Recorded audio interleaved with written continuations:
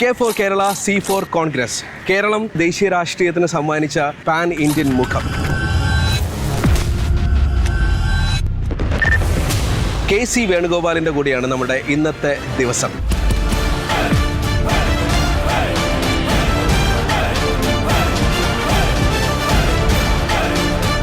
ഈ PM ശ്രീ പദ്ധതി നടപ്പിലാക്കാനുള്ള agenda എവിടെ നിന്നുണ്ടായതാണ്? CPM-ന്റെ ഏത് പോളിറ്റ് ബ്യൂറോ അംഗീകരിച്ചതാണ്? ഏത് പാർട്ടി കോൺഗ്രസ് അംഗീകരിച്ചതാണ്? ഏത് CPM സെക്രട്ടേറിയറ്റ് അംഗീകരിച്ചാണ്? ഞങ്ങളുടെയൊക്കെ സ്കൂൾ എന്ന് പറഞ്ഞ ഒരു പാർട്ടി ഗ്രാമത്തിന് നടുക്കാണ് CPM-ന്റെ. സ്കൂളിനകത്ത് സമരം ചെയ്ത് കഴിഞ്ഞ് കുറച്ച് കഴിയുമ്പോൾ പുറത്തുനിന്ന് CPM-കാർ വന്ന് വളഞ്ഞു പിടിച്ച് ആക്രമിച്ചു. തിരഞ്ഞെടുപ്പ് ഹൈജാക്ക് ചെയ്താണ്, അട്ടിമറിച്ചതാണ്, റിഗ്ഗിംഗ് ആണ് നടന്നിരിക്കുന്നത്. അവിടെ പോയ എല്ലാവർക്കും അറിയാം ബീഹാറിൽ നടന്ന ഇതാണ്. നേരെ എൻ്റെ കണ്ണൂരിലെ തറവാട്ട് വീട്ടിലേക്ക്. എനിക്കൊരു ഭക്ഷണം അവിടെ രാത്രി എല്ലായ്പ്പോഴും അമ്മ ഉണ്ടാക്കി വെച്ചിട്ടുണ്ടാവും. ഒരു രാത്രി ഞാനെത്തും, പിറ്റേ ദിവസം മുഴുവൻ അമ്മയുടെ കൂടെ ആയിരിക്കും. വല്ലാത്തൊരു ബോണ്ടിങ് ആണ് എനിക്ക് എൻ്റെ ലൈഫ്. താങ്കൾ നേരത്തെ ചോദിച്ചല്ലോ മുഖ്യമന്ത്രി ആവണമെന്നല്ലോ.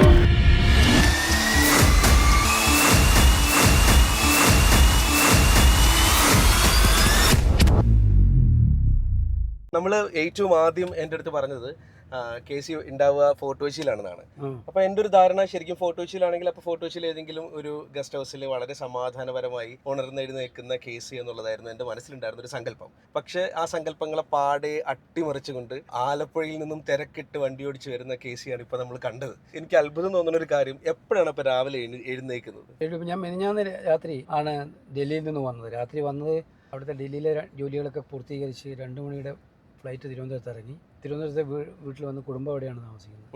അവിടെ വന്നിറങ്ങി. അപ്പം ഞാൻ രാവിലെ 8 മണി 9:30 മണിക്ക് ഇറങ്ങിയിട്ട് അവിടുത്തെ കോർപ്പറേഷൻ്റെ പരിപാടികളെല്ലാം കഴിഞ്ഞ് പിന്നെ അത് കഴിഞ്ഞ് ഉച്ചയ്ക്ക് ശേഷം ഒരു DCC-കളിൽ മീറ്റിംഗ് ഉണ്ടായിരുന്നു, അവലോകനമൊക്കെ കഴിഞ്ഞ് ഉച്ചയ്ക്ക് മുമ്പ് തന്നെ. ഉച്ചയ്ക്ക് ശേഷം നെടുമങ്ങാടും അതുപോലെ തന്നെ കാര്യറ്റിലും കഴിഞ്ഞ് കൊല്ലം ടൗണിലും പരിപാടി കഴിഞ്ഞപ്പോൾ തന്നെ 9 മണിയായി രാത്രി. അത് കഴിഞ്ഞ് ഞാൻ കരുനാഗപ്പള്ളി വന്നു. നേരെ 12 മണിക്കാണ് ഞാൻ കരുനാഗപ്പള്ളിയിൽ നിന്ന് ഇറങ്ങിയത്. വീട്ടിലെത്തിയപ്പോൾ ഒരു 1:30 മണിയായില്ല. ആലപ്പുഴ വീട്ടിൽ കിടന്ന ഉടനെ തന്നെ ഉറക്കം വരുത്തൊന്നുമില്ലല്ലോ. അപ്പോൾ അങ്ങനെ ഒരു 2:30 ആയിട്ടുണ്ടാവും ഉറങ്ങുമ്പോൾ. 5 മണി 5:30 ആകുമ്പോൾ 2.5 മണിക്കൂർ ഉറക്കം കഴിഞ്ഞിട്ടാണ് പോകുന്നത് നേരെ. അപ്പോൾ ഇവിടെ ഇവരുടെ പരിപാടി 7:30 മണിക്ക് എത്തണം എന്ന് പറഞ്ഞു. അപ്പോൾ 7:30 എത്തണമെങ്കിൽ 6 മണിക്ക് അവിടെ നിന്ന് പുറപ്പെട്ടാലേ പറ്റുള്ളൂ. ഇത് അസാമാന്യമായിട്ടുള്ള ഒരു എനർജി വേണ്ട ഒരു കാര്യമാണല്ലോ ഈ രാഷ്ട്രീയ പ്രവർത്തനം എന്ന് പറയുന്നത്. തീർച്ചയായും. ഈ ഉറങ്ങാതെ എങ്ങനെയാണ് KC-ക്ക് ഇത്രയും എനർജി ഉണ്ടാകുന്നത്? പാർട്ടിയുടെ പരിപാടികളിലും പ്രവർത്തനങ്ങളിലും അതുപോലെ നമ്മുടെ ഔദ്യോഗിക പ്രവർത്തനങ്ങളിലൊക്കെ ഇറങ്ങുമ്പോൾ നമുക്കൊരു വിൽ പവറാണ് നമ്മൾ നയിക്കുന്നത്. എൻ്റെ ഡെയിലി റൂട്ടീൻ ഏകദേശം ഇങ്ങനെ തന്നെയാണ്. യാത്രകൾ, അതുപോലെ തിരിച്ച് യാത്രകൾ, അതിനിടയിൽ യാത്രകൾ, മീറ്റിങ്ങുകൾ, ഇങ്ങനെയൊക്കെ ഒരു കൃത്യമായ സമയം എനിക്ക് ഉറങ്ങാൻ കിട്ടുന്നത് വളരെ ചുരുക്കം. ഞാൻ ഈ കുറച്ചു കാലം മുൻപ് CR മഹേഷിൻ്റെ ഒരു പോസ്റ്റ് വായിച്ചത് ഓർമ്മിക്കുന്നുണ്ട്. അതായത് ഒരു കോള് ചെയ്ത സമയത്ത് KC അത് ഫോൺ എടുത്തില്ല. അതിനുശേഷം തിരിച്ചു വിളിക്കുമ്പോഴാണ് KC-യുടെ ഒരു ആ ദിവസത്തെ അല്ലെങ്കിൽ ഒരു 2 ദിവസമായിട്ടുള്ള ചാർട്ടിനെ കുറിച്ച് ഞാനത് വായിക്കുന്നത്. ഞാൻ തന്നെ ഞെട്ടിപ്പോയി. കാരണം ബീഹാറിൽ നിന്ന് ഡൽഹിയിലേക്ക്, ഡൽഹിയിൽ നിന്ന് കുവൈറ്റിലേക്ക് സത്യത്തിൽ യാത്ര ചെയ്ത് മടുത്തില്ല KC-ക്ക്? അല്ലെങ്കിലും എനിക്ക് യാത്ര ഇഷ്ടമാണ്. പക്ഷേ ഈ യാത്രകൾ അനിവാര്യമായ യാത്രകളാണ്. നമ്മളൊരു ജോലി ഏറ്റെടുക്കുമ്പം ആ ജോലിയോട് ആത്മാർത്ഥത പുലർത്തുക എന്ന് പറയുന്നത് നമ്മുടെ മനസാക്ഷിയോട് ചെയ്യുന്ന ഏറ്റവും വലിയ നീതിയായിരിക്കും. ഞാൻ അങ്ങനെ വിശ്വസിക്കുന്ന ഒരുത്തനാണ്. ഒരു വിദ്യാർത്ഥി നേതാവായിട്ട് വളർന്നു വരുന്ന സമയത്തൊക്കെ നമ്മൾ സ്വപ്നം കണ്ടിട്ടുണ്ടാവുമല്ലോ നമ്മളെ കുറിച്ചിട്ട്. അങ്ങനെ സ്വപ്നം കണ്ട ഒരു ജീവിതമാണോ ഇപ്പോൾ? ഒരിക്കലും അല്ല. ഞാൻ സ്വപ്നം കണ്ടതും എൻ്റെ കുടുംബം സ്വപ്നം കണ്ടതും ഒന്നും ഇതല്ല. കാരണം വെച്ചാൽ ഞാനൊരു കൊച്ചു ഗ്രാമത്തിലാണ് ജനിച്ചത്. പയ്യന്നൂരല്ല, പയ്യന്നൂരിൽ നിന്ന് ഉള്ളിലോട്ട് പോയിട്ട് കണ്ടോന്താറ് എന്ന് പറയുന്നത് നമ്മുടെ കൈതപ്പുറം നാമോരം നമ്പൂരിയൊക്കെ ഉണ്ടായിരുന്ന വണ്ണാത്തിപ്പുഴയുടെ ജസ്റ്റ് തീരെ കണ്ണാടി. ഇലക്ട്രിസിറ്റി പോലും ഇല്ല ഞാൻ സ്കൂളിൽ പഠിക്കുന്ന കാലത്ത്. എൻ്റെ വീട്ടിൽ അപൂർവങ്ങളായ ബസ്സുകളേ ഉള്ളൂ. നടന്നിട്ടാണ് സ്കൂളിൽ പോകാറുള്ളത്. എത്ര കിലോമീറ്റർ? 4-5 കിലോമീറ്റർ നടക്കണം സ്കൂളിലേക്ക് പോകണമെങ്കിൽ, ഹൈസ്കൂളിൽ പോകണമെങ്കിൽ. UP സ്കൂൾ എൻ്റെ വീടിന് മുമ്പിലായിരുന്നു. എൻ്റെ കുടുംബത്തിൽ എല്ലാവരും കോൺഗ്രസ്സുകാരായിരുന്നു. അച്ഛൻ കോൺഗ്രസ്സുകാരനായിരുന്നു, അടിയുറച്ച കോൺഗ്രസ്സായിരുന്നു. ആ ഒരു പശ്ചാത്തലം ഉണ്ട് എനിക്ക്. സ്കൂളിൽ പോയ ഉടനെ തന്നെ KSU പ്രവർത്തകനായിട്ട് മാറുകയായിരുന്നു ചെയ്തത്. അത് 13-ാമത്തെ വയസ്സിൽ. 13-ാമത്തെ വയസ്സിൽ എന്ന് പറയുമ്പോൾ 8ാം ക്ലാസ്സിൽ. 8ാം ക്ലാസ്സിൽ? അത് ഏത് വർഷമായിരിക്കും? അത് 76 അതൊരു 76, 77. 76 എന്നൊക്കെ പറയുന്ന സമയത്ത് അപ്പോൾ 50 വർഷം. അതെ, 76-ല് ഞാൻ ഇവിടെ 25 വർഷമൊക്കെ വൻ ആഘോഷമായിട്ട് ആളുകൾ ആഘോഷിക്കുന്ന കാലത്ത് നമ്മുടെ രാഷ്ട്രീയ ജീവിതത്തിന്റെ ഒരു 50 വർഷം ഒരു നൂറ്റാണ്ട് പൂർത്തിയാക്കുക എന്നൊക്കെ പറയുന്നത് ഒരു വലിയ സെലിബ്രേഷൻ അല്ലേ? താങ്കളുടെ ചോദ്യത്തിലേക്ക് ഞാൻ വന്നില്ല, ഉത്തരത്തിന് വന്നില്ല. അല്ല, ഞാനത് ഇടയ്ക്ക് കയറിയത് കാരണം ഇതെന്തുകൊണ്ട് പിന്നെ ഇത് ആഘോഷിക്കാത്ത ഇത്രയും വലിയൊരു സംഭവം? അങ്ങനെ KCയുടെ ജീവിതത്തിന്റെ 50 വർഷങ്ങൾ, രാഷ്ട്രീയ ജീവിതത്തിന്റെ, സ്വന്തം ജീവിതത്തിന്റെ ആഘോഷങ്ങളിൽ ഞാൻ വിശ്വസിക്കാറേ ഇല്ല. എന്റെ പിറന്നാൾ പോലും എനിക്ക് എന്റെ വളരെ പേഴ്സണൽ ആയിട്ടുള്ള ഒരു ആഗ്രഹമായിട്ടും കൂടെ കുട്ടിക്കോ, അതായത് ഇപ്പോൾ KCയുടെ ഒരുപാട് ആരാധകരുണ്ട്, KCയുടെ ഒരുപാട് ഫോളോവേഴ്സ് ഉണ്ട്, അണികളുണ്ട്, നമ്മുടെ ഇത്രയും ശക്തമായിട്ടുള്ളൊരു നേതൃനിരയുണ്ട് നമുക്ക്. എൻ്റെ ഒരു പേഴ്സണൽ ഒരു റിക്വസ്റ്റ് ആയിട്ട് മാത്രം കൂട്ടിയാൽ മതി, KCയുടെ രാഷ്ട്രീയ ജീവിതത്തിന്റെ 50 വർഷങ്ങൾ അത് ആഘോഷിക്കുക തന്നെ വേണം എന്നുള്ളതാണ് എൻ്റെ ഒരു നിലപാട് കേട്ടോ. ഇനി നമുക്ക് നമ്മുടെ ഉത്തരത്തിലേക്ക് വരാം. അതെ, അപ്പം ഞാനത് അപ്പം അച്ഛൻ കണിശ സ്വഭാവക്കാരനാണ്, രാഷ്ട്രീയമൊന്നും പോകുന്നൊന്നും ഇഷ്ടമല്ലായിരുന്നു. അച്ഛന് എഞ്ചിനീയർ ആക്കണം ആഗ്രഹം. അന്ന് എൻട്രൻസ് ഒന്നുമില്ല, ഡയറക്റ്റ് മാർക്ക് ബേസിലാണ് എഞ്ചിനീയറിംഗ്. അപ്പോൾ എനിക്ക് തിരുവനന്തപുരം എഞ്ചിനീയറിംഗ് കോളേജ്, പ്രസ്റ്റീജിയസ് ആയിട്ടുള്ള ട്രിവാൻഡ്രം എഞ്ചിനീയറിംഗ് കോളേജിൽ കൊടുത്ത് ഞാൻ അപ്ലിക്കേഷൻ കൊടുത്ത് എനിക്ക് അഡ്മിഷൻ കിട്ടി. ആ അഡ്മിഷൻ കിട്ടുന്ന സമയത്ത് ഞാൻ പയ്യന്നൂർ കോളേജിൽ ഫസ്റ്റ് DC പഠിക്കുകയാണ്, മാത്തമാറ്റിക്സ്. അപ്പോൾ അന്നേരം അവിടെ കോളേജ് ഇലക്ഷൻ ആരംഭിച്ചു. ഞാൻ സ്ഥാനാർത്ഥിയാണ്, യൂണിവേഴ്സിറ്റി യൂണിയൻ കൗൺസിൽ സ്ഥാനാർത്ഥിയാണ്, UEC ആയിട്ട് മത്സരിക്കുകയാണ് ഞാൻ. ആദ്യമായിട്ട് നമ്മളെ പേര് ചുമരെഴുതുന്നത് അന്നാണ്. KC വേണുഗോപാൽ വിജയിപ്പിക്കുക, KS സാരഥി വിജയിപ്പിക്കുക. അപ്പോൾ തീപാറുന്ന പോരാട്ടം. ഞങ്ങളുടെ കോളേജ് എന്ന് പറഞ്ഞാൽ പയ്യന്നൂർ കോളേജ് രാഷ്ട്രീയത്തിൻ്റെ തീവ്രം ബാധിച്ച കോളേജാണ്. കംപ്ലീറ്റ് പൊളിറ്റിക്സ് ആണ് അവിടെ പയ്യന്നൂർ കോളേജിൽ. അവിടെ മത്സരിച്ച് അപ്പോഴാണ് ഇതിൻ്റെ ഇൻ്റർവ്യൂ കാർഡ് വരുന്നത്, നമ്മുടെ മെമ്മോ വരുന്നത്. എഞ്ചിനീയറിംഗ് കോളേജിൽ ഇൻ്റർവ്യൂവിന് പോയായിട്ട് ഞാനത് പൂർത്തീകരിച്ചു. അപ്പോൾ നമ്മുടെ ഒരു ആവേശം, മനസ്സിനുള്ളിലൊരു പാഷൻ പൊളിറ്റിക്സിനോട് ഉണ്ടായിരുന്നു, അത് വ്യക്തമാക്കുന്നതാണത്. അച്ഛൻ ചോദിച്ചപ്പോൾ വന്നില്ല എന്ന് പറഞ്ഞു, കണ്ടിട്ടില്ല. അതങ്ങ് ഞാൻ ഉപേക്ഷിച്ചിട്ട് കോളേജിൽ പഠിച്ചു. പിന്നെ ആ ഇലക്ഷനൊക്കെ കഴിഞ്ഞ് ഞാൻ ജയിച്ചു. നമുക്ക് എഞ്ചിനീയറിംഗിൽ നിന്ന് നേരെ രാഷ്ട്രീയത്തിലേക്ക് KC വഴിമാറിയ കാര്യത്തിനെ കുറിച്ച് നമുക്ക് സംസാരിക്കാം. പക്ഷേ ഭയങ്കര കൗതുകത്തോടു കൂടിയാണ് സത്യത്തിൽ ഞാൻ ഈ കഥ കേട്ടിരിക്കുന്നത്. നമുക്ക് ആ കഥകളിലേക്ക് കൂടി കടക്കാനുണ്ട്. പക്ഷേ അതിന് മുൻപ് നമുക്കിപ്പോൾ ഫോർട്ട് കൊച്ചിയിൽ ഭവന സന്ദർശനത്തിന് വേണ്ടിയിട്ട് അവിടെ നമുക്ക് കൈ അണിച്ചുകൊണ്ടിരിക്കുന്നുണ്ട്. അപ്പോൾ ഭവന സന്ദർശനം കഴിഞ്ഞ ശേഷം നമ്മൾ നേരെ തിരിച്ച് KCയുടെ ജീവിത കഥ.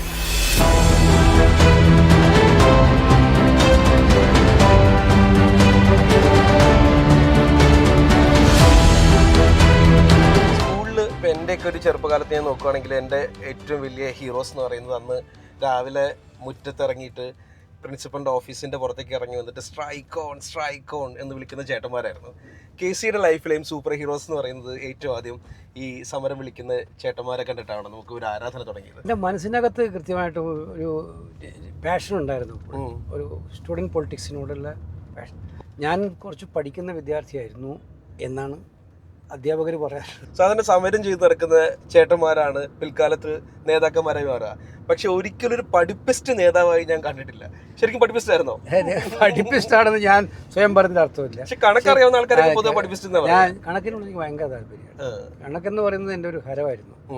അപ്പോൾ ഞാൻ കണക്കിൻ്റെ മാഷാണ് എൻ്റെ ക്ലാസ് ടീച്ചർ 8ാം ക്ലാസ്സിൽ. അപ്പോൾ 8ാം ക്ലാസ്സിൽ ഞാൻ ആദ്യം പോയി ചേർന്ന് കഴിഞ്ഞ് ഒരു ദിവസം പുറത്തുനിന്ന് മുദ്രാവാക്യം വിളിച്ച സമരമായിട്ട് വന്നിട്ട്, അപ്പോൾ ഞാൻ ആ ക്ലാസ്സിൽ അറിയപ്പെടുന്ന, എൻ്റെ പാർട്ടി എല്ലാവർക്കും അറിയാം, KS അറിയാം. അപ്പോൾ എന്നെ നമ്മുടെ നേതാവ് എബ്രഹാം, അയാളിപ്പോൾ ജീവിച്ചില്ല, അയാളെ കൊന്നു മാർക്സിസ്റ്റുകാർ. അവൻ എന്നെ വിളിച്ചിട്ട് സാറ് പറയും വിടത്തില്ല പറയും. അവൻ പഠിക്കുന്ന കുട്ടിയാണ്, അവനെ ചീത്തയാക്കാൻ വിടത്തില്ല, സമരം ചെയ്യാനുള്ളത്. അപ്പോൾ ഞാൻ പറഞ്ഞു, സാർ എൻ്റെ സംഘടനയിലെ ആളുകൾ വിളിക്കുകയല്ലേ, ഒന്ന് പോയിട്ട് വരട്ടെ സാർ. അപ്പോൾ സാറ് മനസ്സോടെ എന്നാൽ പോയിട്ട് പെട്ടെന്ന് വരാൻ പറഞ്ഞു. അപ്പോൾ ഞാൻ പുറത്ത് പോയപ്പോൾ ഇവർ വാ എന്ന് പറഞ്ഞ സമരത്തിൻ്റെ ആവേശത്തിലോട്ട് വന്ന് പിന്നെ സ്കൂളിൽ സമരം വിളിക്കുകയായിരുന്നു. ഞങ്ങളുടെയൊക്കെ സ്കൂൾ എന്ന് പറഞ്ഞാൽ ഒരു പാർട്ടി ഗ്രാമത്തിൻ്റെ നടുക്കാണ്, CPMൻ്റെ. സ്കൂളിനകത്ത് സമരം ചെയ്ത് കഴിഞ്ഞ് കുറച്ച് കഴിയുമ്പോൾ പുറത്തുനിന്ന് CPMകാർ വന്ന് വളഞ്ഞു പിടിച്ച് ആക്രമിച്ചു. എൻ്റെ ആദ്യത്തെ SFI അകത്തിരുന്ന് ഒരടി ഉണ്ടായാൽ നമ്മുടെ കുട്ടികളും തിരിച്ചടിക്കുമോ. അപ്പോൾ അവിടെ ചേർത്ത് നിൽക്കാൻ പറ്റുന്ന ഒരാളുകളാണ് നമ്മളുള്ളത്. പക്ഷേ ഇത് പുറത്തുനിന്നുള്ളവരാണ്, നാട്ടുകാർ വന്നിട്ട് അടിച്ച് ഓട്ടെന്ന് പറഞ്ഞാൽ ഇപ്പോഴും എനിക്ക് മറക്കാൻ പറ്റുന്നില്ല. ആദ്യത്തെ അനുഭവമാണ്, ഇങ്ങനെയൊന്നും സംഭവം ഉണ്ടാകുന്ന നമുക്കറിയില്ലല്ലോ. അപ്പോൾ അന്ന് അടിച്ച്, അന്ന് സ്കൂളിൻ്റെ ബാക്കിൽ കാടാണ്, ആ കാട്ടിനകത്തോട്ട് പോയി. എൻ്റെ കൂടെ ഒരാൾ, എൻ്റെ ക്ലാസ് പഠിക്കുന്നൊരു ഉണ്ടായിരുന്നു, ആ ക്ലാസ് പഠിക്കുന്ന ഗോപാലകൃഷ്ണൻ കണ്ണട ഉണ്ടായിരുന്നു. അത് അയാൾ കണ്ണട വീണുപോയി, അയാൾക്ക് തപ്പി നടക്കാൻ പറ്റുന്നില്ല. പിന്നെ അയാളെയും കൂട്ടി നിൽക്കേണ്ട സ്ഥിതി. അങ്ങ് കാടിനകത്ത് വെച്ച് നിർത്തിയിട്ടാണ് രക്ഷപ്പെട്ടത് അടിയിൽ. അങ്ങനെ പിന്നെ മനസ്സിനകത്ത് എന്താ ഒരു ഉറച്ചു. ഇത്തരം അനുഭവങ്ങളിൽ നിന്നാണല്ലോ നമ്മൾ ഉറക്കുന്നത്.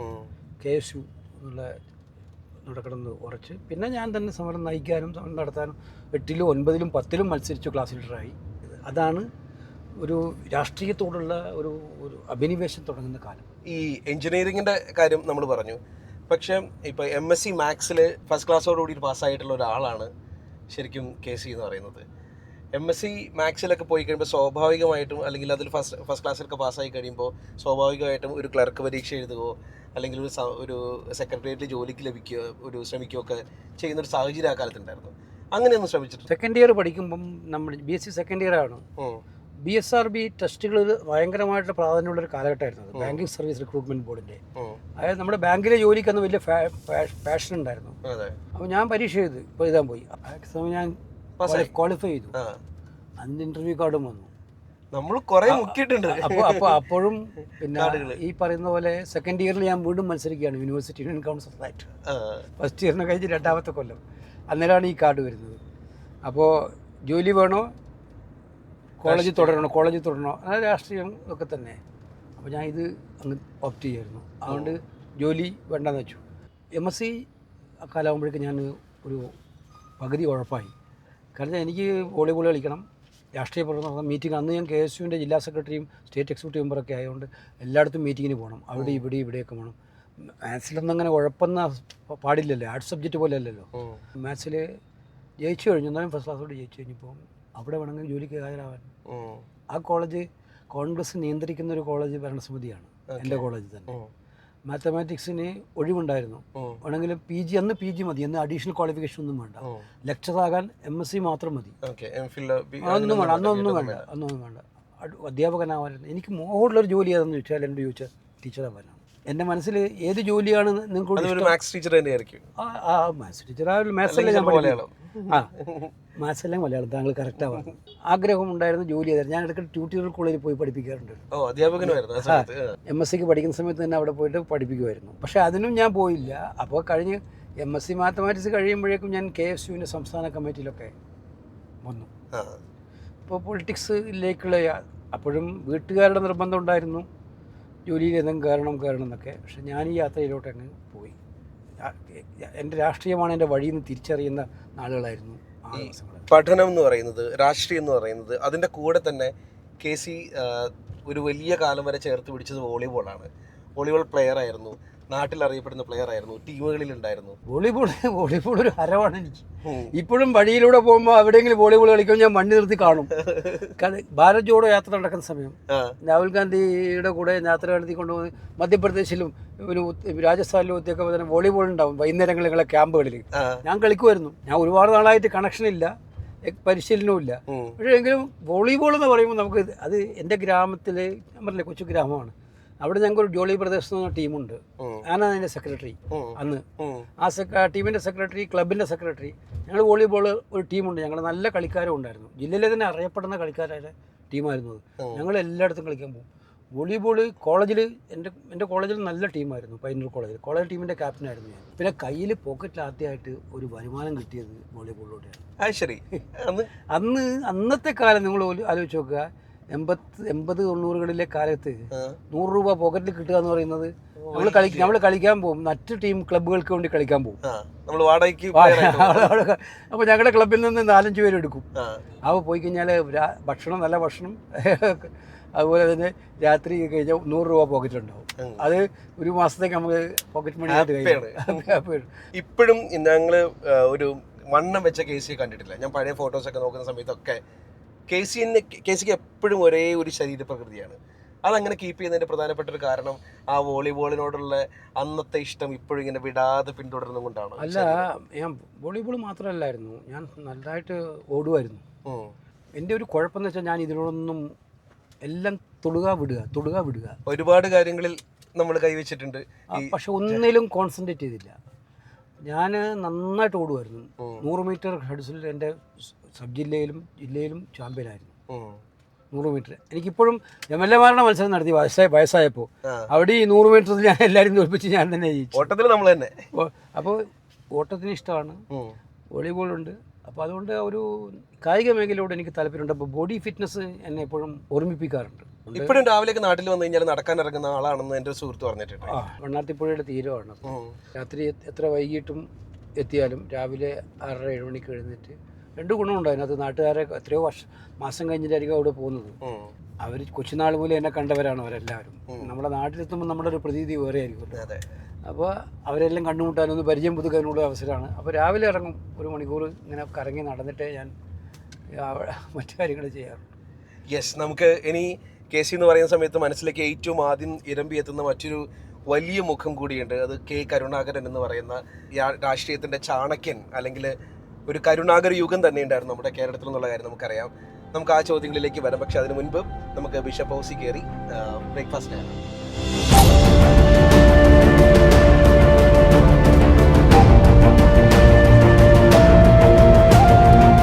ലീഡറിനെ ഏറ്റവും ആദ്യമായിട്ട് കാണുന്നത് തെരഞ്ഞെടുപ്പ് യോഗത്തിലേക്ക് പയ്യന്നൂർ ഗാന്ധിമൈതാനത്തിലേക്ക് ചീറിപ്പായ എന്ന വണ്ടിയിൽ ലീഡർ ചെയ്യുക വരുന്ന ആ വരവ് തന്നെ ഒരു വളരെ മാസവരവാണ്.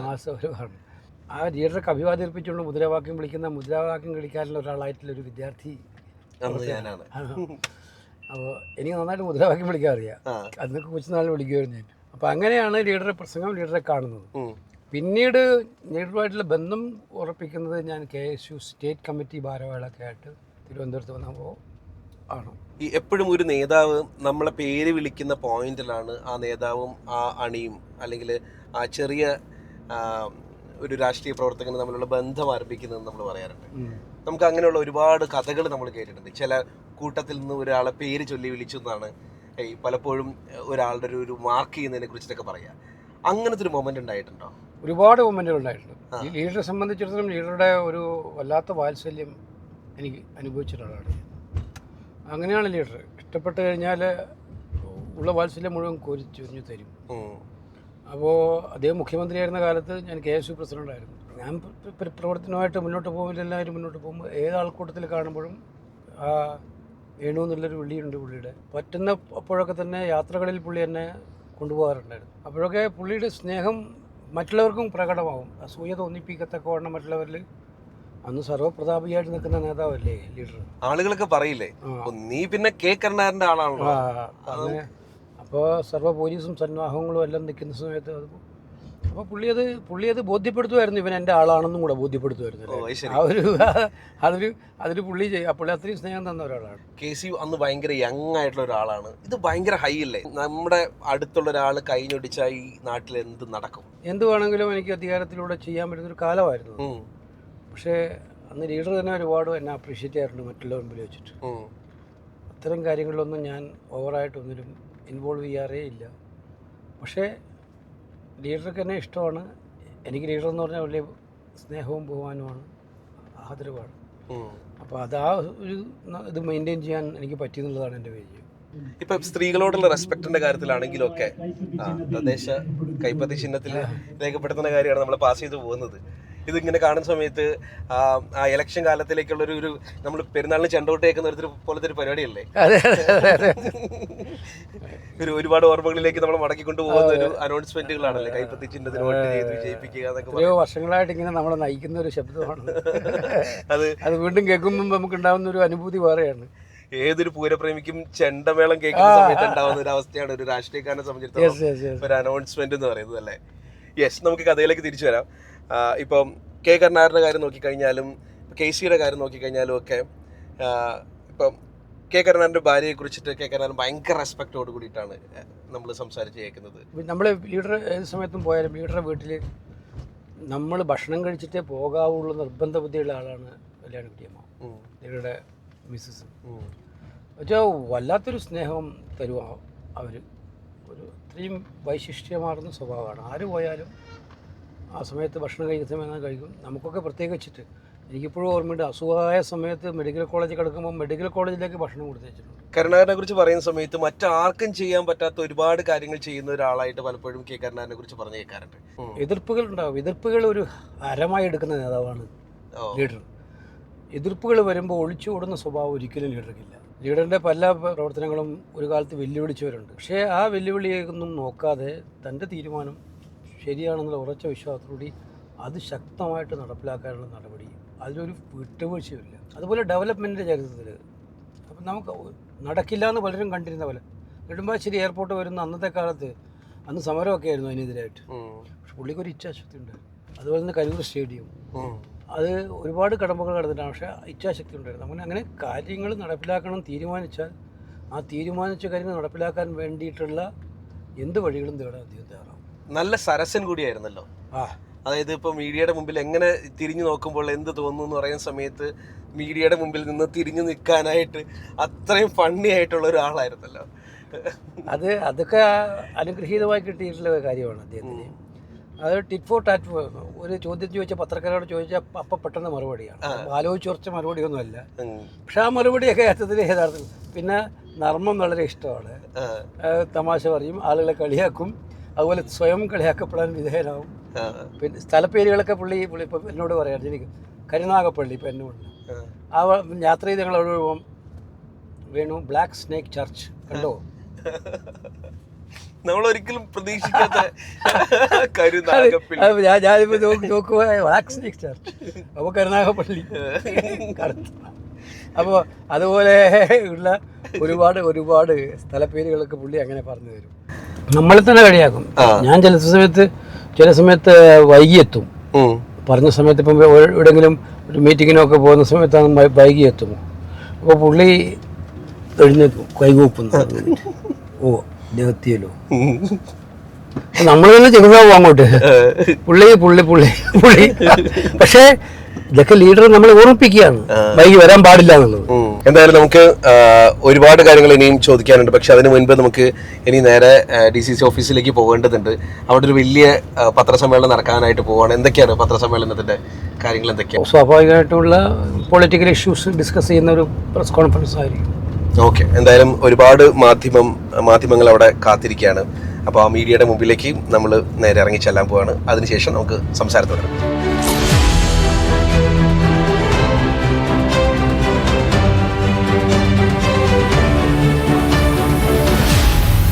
ഈ ഡൽഹി യാത്രയുടെ തുടക്കം എവിടെ നിന്നായിരുന്നു? KSU പ്രസിഡന്റ് ആയിരുന്നപ്പോൾ NSUIയുടെ നാഷണൽ കൗൺസിൽ മീറ്റിങ്ങിന് പങ്കെടുക്കാനായിട്ടാണ് ആദ്യമായിട്ട് ഡൽഹി പോകുന്നത്. ഒരു വലിയ തിരുവനന്തപുരത്ത് നിന്ന്. അന്ന് തിരുവനന്തപുരത്ത് നിന്ന് ഒരു വിമാനമുണ്ട്, തിരുവനന്തപുരം, കൊച്ചി, ഗോവ, ഡൽഹി. ഓക്കെ, അങ്ങനെയെല്ലാം പോയിട്ട്. അപ്പോൾ അങ്ങനെയുള്ള ഒരു വിമാനത്തിൽ കയറിയിട്ടാണ് ആദ്യമായിട്ടാണ് വിമാനത്തിൽ തന്നെ കയറുന്നത്. ആദ്യമായിട്ട് വിമാനത്തിൽ കയറിയ ആള് ഇപ്പൊ എത്ര വിമാനയാത്രകൾ ചെയ്തിട്ടുണ്ടാകും എന്നെങ്ങാനും ചോദിച്ചാൽ? ഇപ്പൊ ജീവിതത്തിലെ പകുതി സമയം വിമാനത്തിലാണ്. ഏറ്റവും ബോറൻ യാത്രയാണ് സത്യത്തിൽ ഈ വിമാനയാത്ര എന്ന് പറയുന്നത്. ഈ വിമാനയാത്രയുടെ ബോറടിയെ എങ്ങനെയാണ് KC മറികടക്കുന്നത്? അത് നമുക്ക് ചെയ്യേണ്ട കാര്യങ്ങളെല്ലാം ചെയ്യാനുള്ളൊരു അവസരമായിട്ട് വിമാനയാത്ര എടുക്കും. പിന്നെ രണ്ടാമത് ഞാൻ നല്ലോണം പാട്ട് കേൾക്കും. അതിന് സിനിമ മുമ്പ് അധികം കാണാറില്ലായിരുന്നു, പക്ഷെ ഇപ്പൊ സിനിമ കാണുന്നതിന് പച്ചയായിട്ട് പറഞ്ഞാൽ ആവാശം. തിരുവനന്തപുരത്ത് വിമാനം കയറിയിട്ട് ഒരു മണിക്കൂർ പൊങ്ങിയപ്പോൾ പെട്ടെന്ന് ക്യാപ്റ്റൻ പറയുന്നുണ്ട് റഡാർ സിസ്റ്റം ഫെയിലിയർ ഉണ്ട്, അത് ക്ലൈമറ്റിനെ കൺട്രോൾ ചെയ്യുന്നത്. അതുകൊണ്ട് ലാൻഡ് ചെയ്യാൻ പോവാണ്. ചെന്നൈയിലോട്ട് ഡൈവേർട്ട് ചെയ്തിട്ട് ചെന്നൈയിൽ ലാൻഡ് ചെയ്യും. ഒരു മണിക്കൂർ കഴിഞ്ഞ് ലാൻഡ് ചെയ്യാൻ വേണ്ടി സെക്കൻഡുകൾക്ക് മുമ്പ് വീണ്ടും ടേക്ക് ഓഫ് ചെയ്യാണ്. റൺവേയിൽ വേറെ ഒരു എയർക്രാഫ്റ്റ് പോലുള്ള പിന്നെ വീണ്ടും 10-15-20 മിനിറ്റ് കറങ്ങിയിട്ട് വീണ്ടും ലാൻഡ് ചെയ്യുമായിരുന്നു ചെയ്തത്. അതിനുശേഷം ഞാൻ വിമാനയാത്ര എന്ന് പറഞ്ഞാൽ ഒരു സിനിമ കണ്ടിട്ട് 2.5 മണിക്കൂർ സിനിമ കണ്ടിട്ട് എൻഗേജിംഗ് ആവും. അപ്രതീക്ഷിത അതിഥിയാണ് നമ്മുടെ മുന്നിൽ, സെലിബ്രിറ്റിയാണ്. ശരിക്കും ഗസ്റ്റ് റോൾ ചെയ്യാൻ വേണ്ടിട്ട് ഒരാൾ വന്ന പോലെ തന്നെ. ഇംഗ്ലീഷിൽ തകർക്കുന്ന നേതാക്കന്മാർ കുറവാണല്ലോ. അപ്പൊ ആ കൂട്ടത്തിൽ നമുക്ക് നമ്മുടെ പരിസരത്തുള്ള ശശി തരൂർ എന്ന് പറയുന്നത് എപ്പോഴൊക്കെയാണ് ശരിക്കും അങ്ങനെ ഒരു ഫ്ലൈറ്റുമായിട്ട് ബന്ധപ്പെട്ടിട്ട് ഏറ്റവും പേടിയുള്ള മൊമെന്റ് അത് തന്നെയാണോ? ഞാൻ പവർ മിനിസ്റ്റർ ആയിരുന്ന കാലം കേദാർനാഥ് ഭാഗത്ത് NTPCയുടെ പ്ലാൻ സന്ദർശിക്കാൻ വേണ്ടി റിവ്യൂ നടത്താൻ വേണ്ടി പോയിരുന്നു. അറിയാലോ, ഹിമാലയൻ മലനിരകളിലൂടെയാണ് ഈ ഹെലികോപ്റ്റർ പോവുക. ടൈമിങ് വളരെ പ്രശ്നമാണ്. ഏത് സമയത്ത് വേണമെങ്കിലും ക്ലൈമറ്റ് ചേഞ്ച് ചെയ്യും. ടേക്ക് ഓഫ് ചെയ്യുമ്പോൾ ആവുന്ന ക്ലൈമറ്റ് ആയിരിക്കത്തില്ല 2 മിനിറ്റ് കഴിഞ്ഞിട്ടുണ്ടാവുന്നത്. അപ്പോൾ NTPCയുടെ തന്നെ ഹെലികോപ്റ്റർ ഉണ്ട്, അതിലാണ് പോണത് ഗവൺമെന്റിന്റെ, ഇന്ത്യ ഗവൺമെന്റിന്റെ.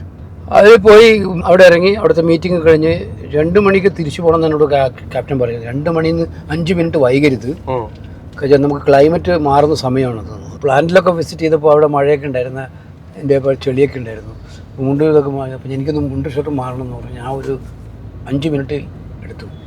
വന്നപ്പോൾ തന്നെ ക്യാപ്റ്റൻ ഇത് പറഞ്ഞു, so sir you are doing wrong thing എന്ന് പറഞ്ഞു. പക്ഷേ ടേക്ക് ഓഫ് ചെയ്യാൻ കുഴപ്പമില്ല. ഇപ്പോൾ 5 മിനിറ്റ് മുമ്പോട്ട് പോയപ്പോൾ വിസിബിലിറ്റി ഇല്ല.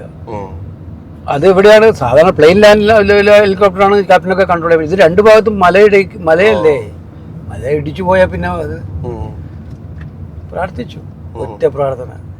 ഭാഗ്യത്തിന് ഒരു 30-40 സെക്കൻഡ് കഴിഞ്ഞപ്പോൾ പ്രകാശം കിട്ടി,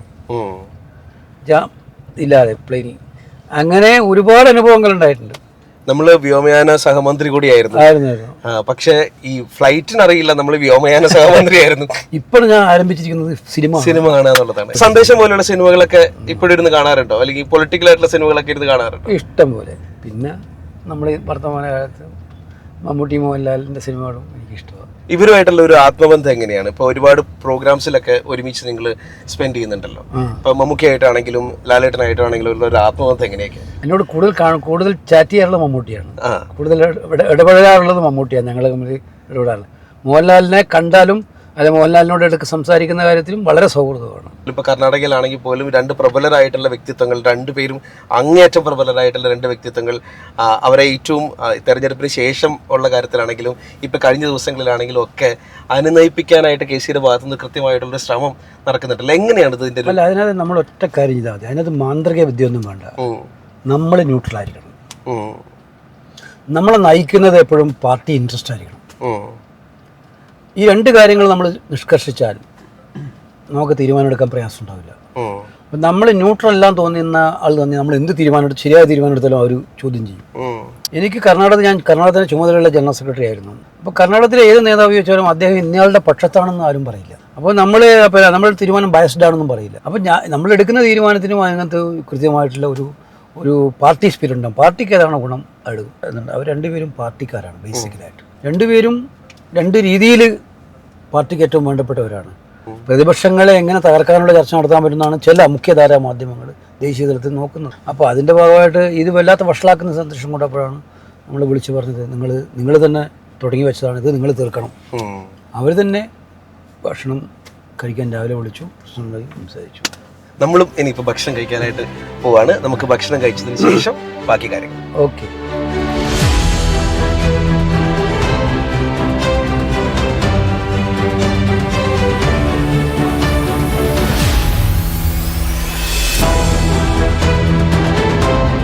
ഞാൻ ഏറ്റവും കൂടുതൽ കണ്ടിട്ടുള്ളത് എല്ലാ വർഷവും തുടർച്ചയായിട്ട് വരുന്ന സാറിൻ്റെ പോസ്റ്റുകളെ കുറിച്ച് പറയുമ്പോൾ അതിൽ തീർച്ചയായിട്ടും അമ്മയുണ്ടാവും. KSU കാലഘട്ടം എന്ന് പറയുന്നത്, യൂത്ത് കോൺഗ്രസ് കാലഘട്ടം എന്ന് പറയുന്നത് വളരെ തിരക്ക് പിടിച്ച ജീവിതം, ഇതുപോലെ യാത്രയായിരിക്കും, കംപ്ലീറ്റ് യാത്രയായിരിക്കും. അപ്പോൾ ഈ യാത്രക്കിടയിൽ ഒരു മുങ്ങുഞ്ഞ നേരെ എൻ്റെ കണ്ണൂരിലെ തറവാട്ട് വീട്ടിലേക്ക്. ഓക്കെ. അപ്പോൾ അവിടെ ഇരുന്ന് അങ്ങനെ ഒരു ദിവസം മുഴുവൻ അമ്മയുടെ തന്നെ രുചികരമായിട്ടുള്ള പാചകം ഉണ്ടാവും, ഹോം ഫുഡ്. അത് കഴിഞ്ഞ് വേറെ ആരോടും പറഞ്ഞില്ല, ഞാൻ അവിടെ തന്നെ അങ്ങ് ആ ഒരു ദിവസം കംപ്ലീറ്റ് അവിടെ കിടന്ന് ഉറങ്ങി. പിറ്റേന്ന് രാവിലെ നമ്മൾ ഫ്രഷ് ആയി വിടണം.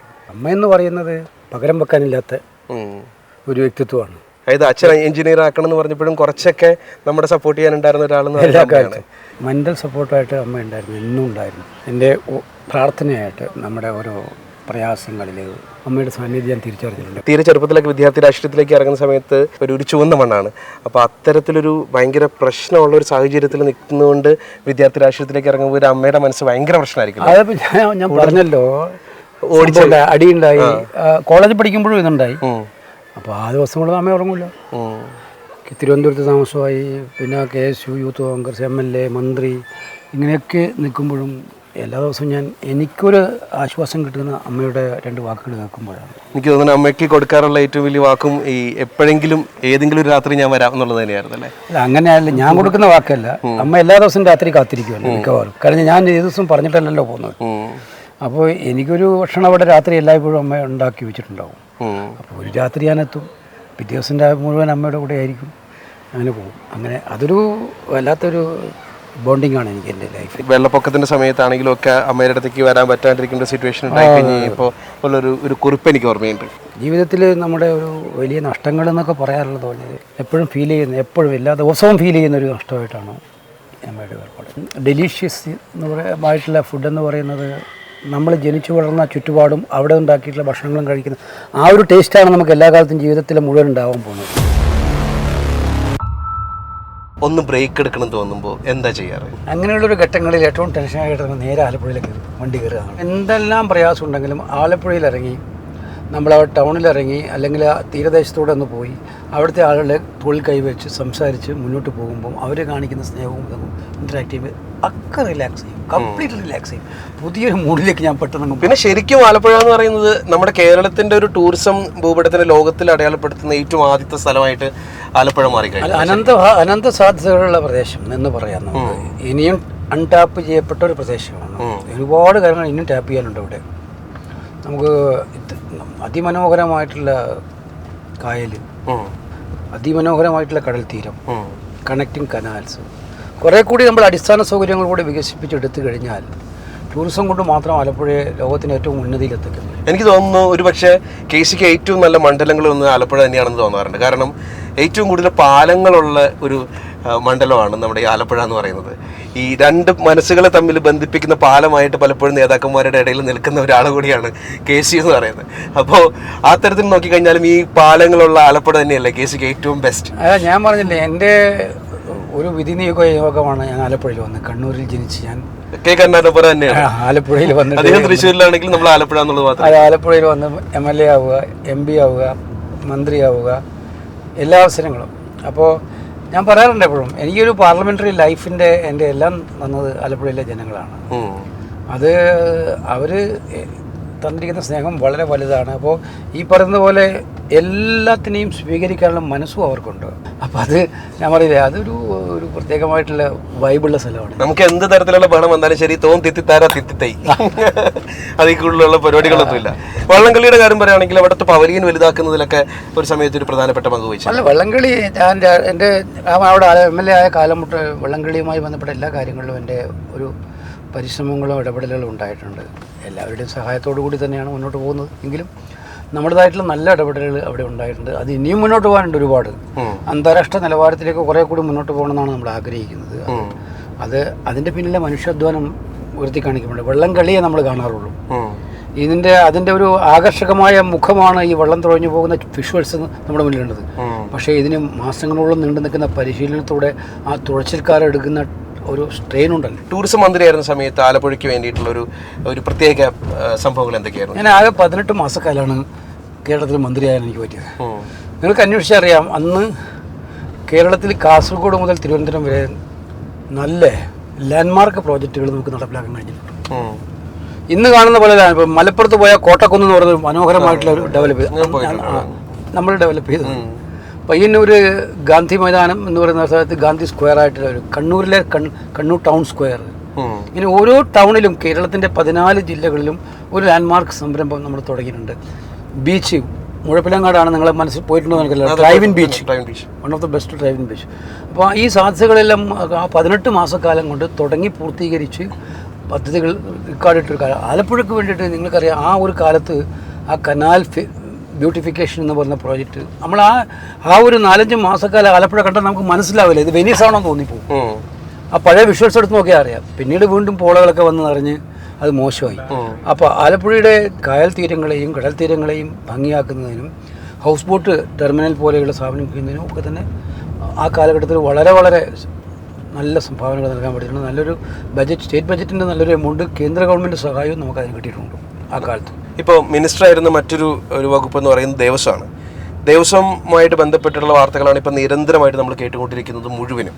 ഇപ്പോൾ ഒരു മുൻ ദേവസ്വം മന്ത്രി എന്നുള്ള നിലയ്ക്ക് ഇന്നത്തെ വാർത്തകളോടുള്ള ഒരു സമീപനം എങ്ങനെയാണ് അതിനോടുള്ള ഒരു പ്രതികരണം? ഒരു 18 തവണയെങ്കിലും ഞാൻ ആ സീസൺ കാലത്ത് മല കയറുമായിരുന്നു. ഒരുപാട് വകുപ്പുകളുടെ കോർഡിനേഷൻ വേണം. അത് ദേവസ്വം ബോർഡിന് മാത്രം കഴിയില്ല, ഗവൺമെൻറ്റിൻ്റെ പ്രതിനിധി ഉണ്ടെങ്കിലേ കഴിയത്തുള്ളൂ. ആ രീതിയിൽ പിന്നെ ഏറ്റവും നിർണായകം, എൻ്റെ ജീവിതത്തിലെ ഏറ്റവും വലിയ ഒരു നേട്ടമായിട്ട് ഞാൻ കണക്കാക്കുന്ന അന്നാണ് ശബരിമലക്ക് വികസനത്തിന് വേണ്ടിയിട്ടുള്ള വനഭൂമി കേന്ദ്ര സർക്കാരിൽ നമുക്ക് കിട്ടിയത്. അന്ന് പ്രധാനമന്ത്രിയായിരുന്ന ഡോക്ടർ മൻമോഹൻ സിംഗ് കേരളത്തിൽ വന്ന സമയത്ത് നമ്മുടെ കൊച്ചിയിൽ ഇപ്പോഴും എനിക്ക് ഓർമ്മ ടാച്ചിൽ പിന്നെ പ്രത്യേകമായ ക്യാബിനറ്റ് യോഗം കൂടി, അതിൽ പ്രധാനമന്ത്രി കൂടെ പങ്കെടുത്തിട്ട് ക്യാബിനറ്റ് ഒന്നടങ്കം ആവശ്യപ്പെട്ടതിൻ്റെ അടിസ്ഥാനത്തിൽ മുഖ്യമന്ത്രി ഉമ്മൻചാണ്ടിയാണ്. അത് വളരെ ബുദ്ധിമുട്ടുള്ള കാര്യമായിരുന്നു. ടൈഗർ റിസർവാണത്. അത് സുപ്രീം കോടതി നിയോഗിച്ച ഒരു എംബോർഡ് കമ്മിറ്റിയുടെ അനുവാദം ഉണ്ടെങ്കിൽ മാത്രമേ ടൈഗർ റിസർവിലെ ഭൂമി കൊടുക്കാൻ പറ്റുള്ളൂ. കേന്ദ്ര സർക്കാർ വിചാരിച്ചാൽ പറ്റില്ല. അങ്ങനെയുള്ള ആ കാര്യത്തിൽ ഇടപെട്ട് പ്രൈം മിനിസ്റ്റർ അത് അനുവദിച്ചു വന്നു, നമുക്ക് കേന്ദ്രം അനുവദിച്ചു വന്നു. അപ്പോൾ അതിൻ്റെ ഒരു വലിയ നേട്ടം ആ കാലത്തുണ്ടായി. അതിൻ്റെ വികസന പ്രവർത്തനങ്ങൾ, അതിൻ്റെ മാസ്റ്റർ പ്ലാനാണ് പിന്നീടൊക്കെ ഡെവലപ്പ് ചെയ്ത് ക്യൂ കോംപ്ലക്സ് ഒക്കെ വന്നത് അവിടെ. മുൻനിരയിൽ നിൽക്കുന്ന അല്ലെങ്കിൽ ഇപ്പോൾ ദേവസ്വം മന്ത്രി ഉൾപ്പെടെയുള്ള ആളുകൾ അവരറിയാതെ ഇത്തരത്തിലുള്ള ഒരു പ്രശ്നം നടക്കും തോന്നണം. അല്ല, എനിക്ക് തോന്നുന്നില്ല. ഞങ്ങളുടെ സിസ്റ്റമല്ല ഇപ്പം ഭരിക്കുന്ന CPM പാർട്ടിയുടെ സിസ്റ്റം. അവരുടെ പാർട്ടിയാണ് എല്ലാം തീരുമാനിക്കുന്നത്. പാർട്ടി നിയോഗിക്കുന്ന ഉദ്യോഗസ്ഥന്മാർക്കോ അല്ലെങ്കിൽ അതിൻ്റെ ചുമതലക്കാരായി മാറുന്ന പാർട്ടിക്കാർക്കോ ഒരു നിയന്ത്രണവുമില്ല. എല്ലാം പാർട്ടി നിയന്ത്രണമാണ്. ദേവസ്വം ബോർഡ് പ്രസിഡന്റിന് പാർട്ടി അറിയാതെ ഒന്നും ചെയ്യാൻ പറ്റില്ല. അപ്പോൾ അവിടെ നടക്കുന്ന കാര്യങ്ങൾ ഗവൺമെൻറ് അറിയില്ല എന്ന് പറയുന്നത് വെറുതെ പറയുന്നതാണ്. ഇപ്പോൾ നമ്മുടെ ദേശീയ രാഷ്ട്രീയത്തിലേക്ക് വരികയാണെങ്കിൽ അപ്പുറത്തും മോദിയാണ്. മോദിയുടേതൊരു ക്രൗര്യതയാണ് എന്നാണ് ഒരു ഭൂരിപക്ഷ അഭിപ്രായം, അല്ലെങ്കിൽ ഭയങ്കര അഗ്രസീവായിട്ടുള്ളൊരു ഒരു രീതിയാണെന്നുള്ളതാണ് അഭിപ്രായം. ഇപ്പുറത്ത് നമ്മൾ മറ്റൊരു രീതിയാണ് എപ്പോഴും രാഹുൽ ഗാന്ധിയുടേതെന്ന് പറയുന്നത് വളരെ മയപ്പെടുത്തിയുള്ള വളരെ മിതത്വമുള്ള ഒരു രീതിയാണ്. ഇത് പരസ്പരം നമ്മൾ കൂട്ടിച്ചേർത്ത് വായിക്കും. ഒറ്റ വാച്ചിൽ പറഞ്ഞാൽ നേതാവ് പറയുന്നൊരു വാചകമുണ്ട്, വിദ്വേഷത്തിൻ്റെ ചന്തയിൽ സ്നേഹത്തിൻ്റെ കടകൾ തുറക്കുക എന്നുള്ളതാണ് നമ്മുടെ ദൗത്യം. വിദ്വേഷത്തിൻ്റെ ചന്തകളാണ് മൂടി നടക്കുന്നത് എല്ലായിടത്തും. മനുഷ്യരെ തമ്മിലടിപ്പിക്കേണ്ടതല്ല ഗവൺമെൻറ്റിൻ്റെ ഉത്തരവാദിത്വം. സർക്കാർ വരുന്നത് ഭൂരിപക്ഷത്തിൻ്റെ അടിസ്ഥാനത്തിലായിരിക്കും. ജനാധിപത്യത്തിൽ ഭൂരിപക്ഷം ഘടകമാണ്. പക്ഷെ വന്നു കഴിഞ്ഞാൽ എല്ലാ വിഭാഗം ജനങ്ങളോടും നീതി കാണിക്കുക, സ്നേഹം കാണിക്കുക എന്നുള്ളത് ഇന്നിപ്പം കാണുന്നതാണ് ടാർഗറ്റഡ് ആയിട്ടുള്ള ആക്രമണങ്ങളാണ്. അത് ചില സമുദായങ്ങളെ, ചില സമൂഹങ്ങളെ ടാർഗറ്റ് ചെയ്ത്, അത് എന്തിനാണ് മറ്റൊരു സമുദായത്തോട് സ്നേഹമുള്ളതുകൊണ്ടല്ല, മറിച്ച് അത് തിരഞ്ഞെടുപ്പിന് ഉപയോഗിക്കത്തക്കവണ്ണം വിദ്വേഷം നിലനിർത്തുക എന്നുള്ളതാണ്. ഇപ്പം ഹിന്ദു മുസ്ലിം, ഹിന്ദു ക്രിസ്ത്യൻ, മുസ്ലിം ക്രിസ്ത്യൻ എന്നൊക്കെ പറഞ്ഞ് ആളുകളുടെ ഇടയിൽ വിദ്വേഷം പകയും നിലനിർത്തിയാൽ മാത്രമേ തങ്ങളുടെ പാർട്ടിക്ക് രക്ഷയുള്ളൂ എന്ന് കണ്ടിട്ട് ആ വിദ്വേഷം വർദ്ധിപ്പിക്കാനുള്ള പണികളാണ് അവരെല്ലായിടത്തും നടത്തുന്നത്. ഭാരത് ജോഡോ യാത്രയോട് കൂടിയിട്ടാണ് രാഹുൽ ഗാന്ധിയുടെ മറ്റൊരു മുഖം ആളുകൾ കൃത്യമായിട്ടും ഇന്ത്യ മുഴുവൻ പ്ലേസ്ഡ് ആയതെന്ന് തന്നെ പറയാം. എത്രമാത്രം വലിയൊരു എഫേർട്ടായിരുന്നു ശരിക്കും KCയുടെ. ഭാരത് ജോഡോ യാത്ര ഇന്ത്യയിലെ രാഷ്ട്രീയ ചരിത്രത്തിലൊരു ഇതിഹാസമാണ്. ആരും നടത്തിയിട്ടില്ല ഇതുപോലൊരു യാത്ര.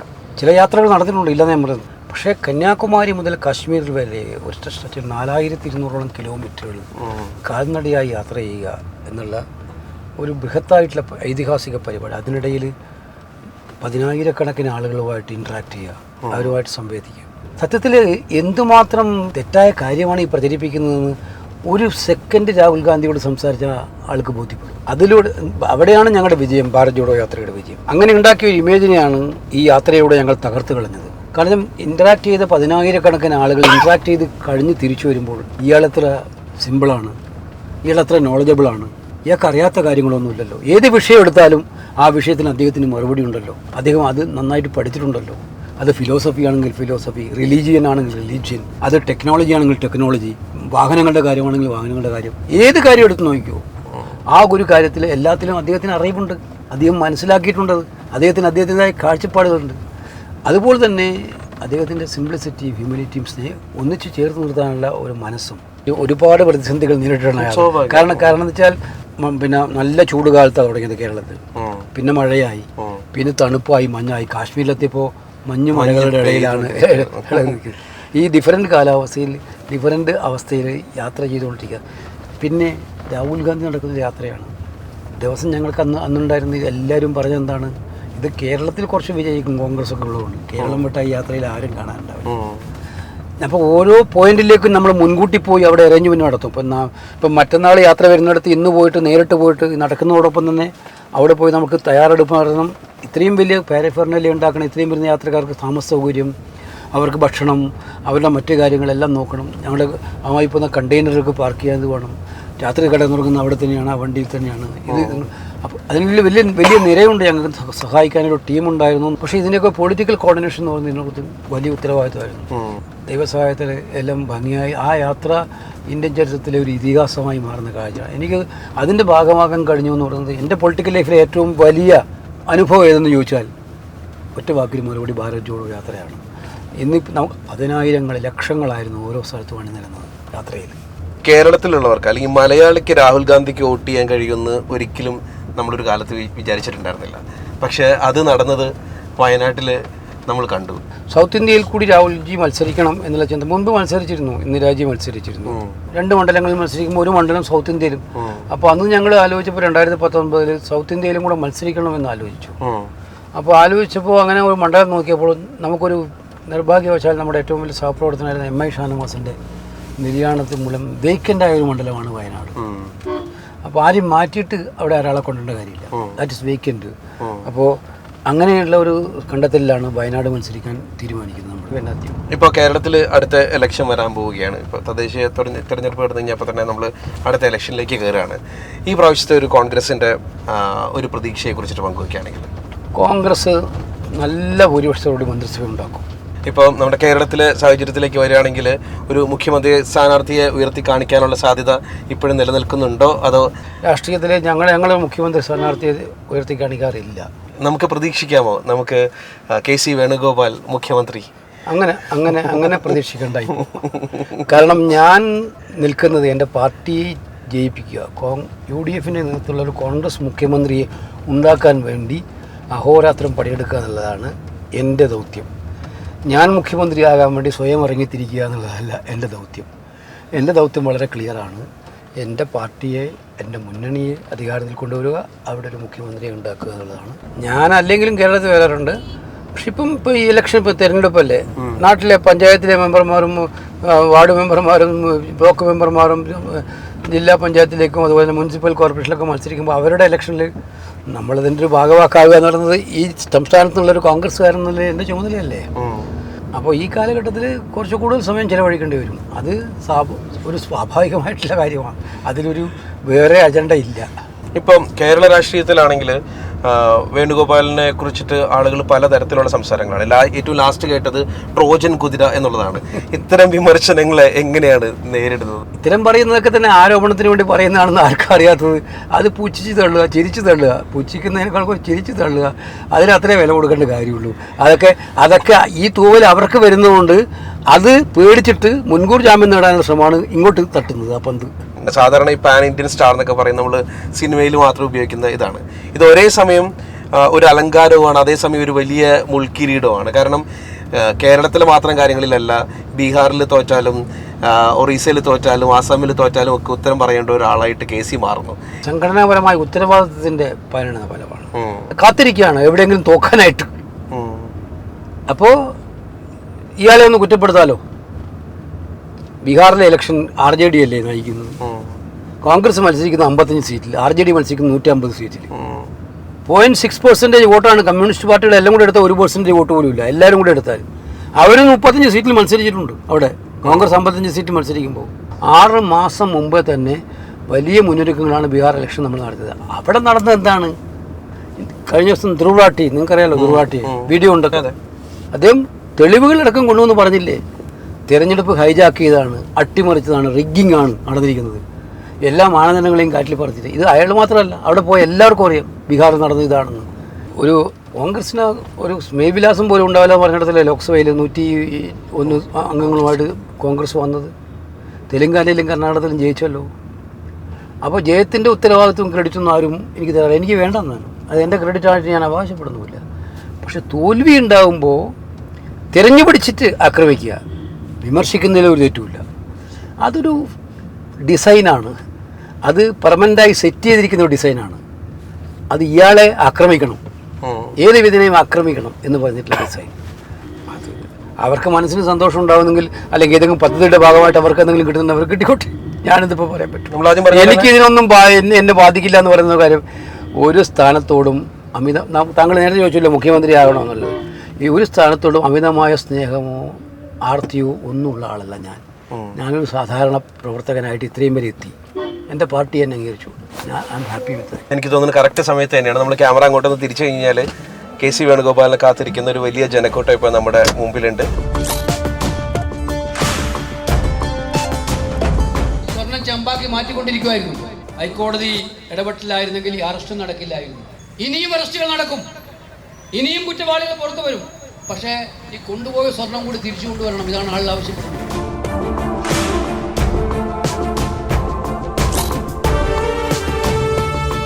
കമ്മ്യൂണിസ്റ്റ് പാർട്ടിയെ വെറ്റ് തുലക്കുകയാണ് പിണറായി വിജയൻ ചെയ്തുകൊണ്ടിരിക്കുന്നത് എന്നുള്ള കാര്യം അവർ ക്രമേണ മനസ്സിലാക്കിക്കൊണ്ടിരിക്കുകയാണ്. അതുകൊണ്ടാണ് കഴിഞ്ഞ പാർലമെന്റ് ഇലക്ഷനിൽ നിങ്ങൾ കണ്ടു, കമ്മ്യൂണിസ്റ്റ് കേന്ദ്രങ്ങളിൽ പോലും ഒത്തൊഴുക്കായിരുന്നു അവരിൽ നിന്നും.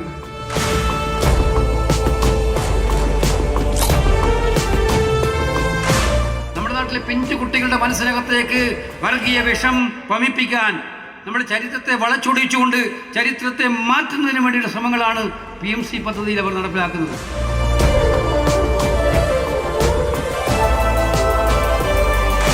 പഴയ വ്യോമയാന മന്ത്രിക്ക് വേണ്ടിയിട്ട് ഇനി ഫ്ലൈറ്റ് പുറപ്പെടാൻ വെറും 20 മിനിറ്റ് കൂടി മാത്രമേ ഉള്ളൂ. ഈ ലാസ്റ്റ് മിനിറ്റ് റണ്ണിങ്ങിലാണ് ഇപ്പോൾ നമ്മളുള്ളത്. പെരുമ്പാവൂരത്തെ ഏറ്റവും ലാസ്റ്റത്തെ മീറ്റിംഗ് കൂടെ കഴിഞ്ഞ് KC നേരെ ഡൽഹിക്ക് പോകാനായിട്ട് പോവാണ്. അപ്പോൾ എന്തായാലും എന്നെ സംബന്ധിച്ചിടത്തോളം ഭയങ്കര ഒരു നല്ല എക്സ്പീരിയൻസ് ആണ്. എല്ലാവിധ ആശംസകളും. Thank you. നമുക്ക് ഇനിയും കാണാം. തീർച്ചയായും.